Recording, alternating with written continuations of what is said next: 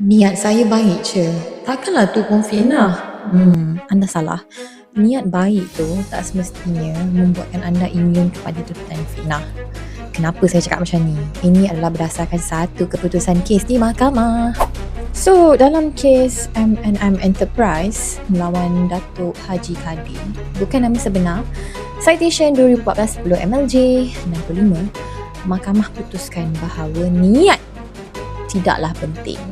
Apa yang penting adalah kesan kata-kata. Dan ujian yang mahkamah apply is the objective test. In the ordinary sense, does the ordinary meaning of the words convey an imputation and defamation on a person? If yes, then it is defamation. Walaupunlah niat anda kononnya baik. So, kalau anda rasa anda buat apa tu betul sebab niat anda baik, anda salah. Sebab mahkamah tak nilai apa yang you all rasa. Mahkamah nilai apa yang orang lain faham. That's it. Mic drop.